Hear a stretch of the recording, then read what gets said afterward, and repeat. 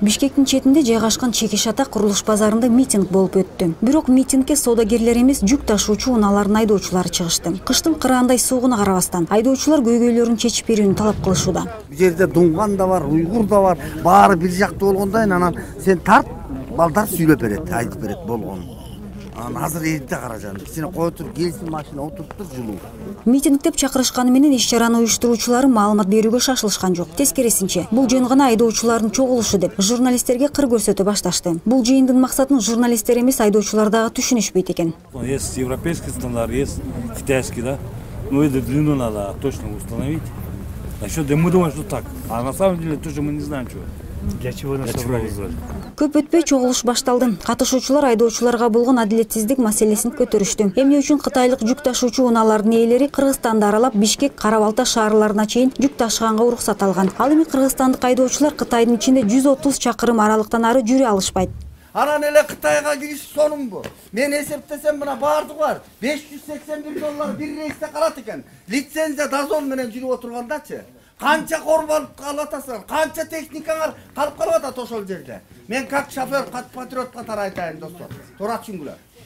Канча бала ошол жакта чыга албай калып атат. Кытай айдоочуларына Кыргызстандын аймагынан жүк ташууга уруксат берүү Акаев убагында эле мыйзамдаштырылган. Бул мыйзам долбоорду Мукар Чолпонбаев иштеп чыккан. Азыр Кыргызстанды сактоо кыймылын түзүп алган мурдагы депутатка катышуучулар суроону кабыргасынан коюшту. Мамлекеттин жетекчилеринин саясий эрки жете турган болсо, ушундай жасаш керек болчу. Ушундай жасаш керек болчу. А бирок саясий эрки жетпей атпайбы? Себеби ар кимиси мамлекеттин кызыкчылыгын эмес, өзүнүн жеке кызыкчылыгын коргоп турат. Жазга чейин баары бир эл толкуйт. Мына кече Саруу дагы көтөрүлдү. Бүгүн Саруунун жанынан машина өтпөй турат. Движение жок. Жолду жаап таштады.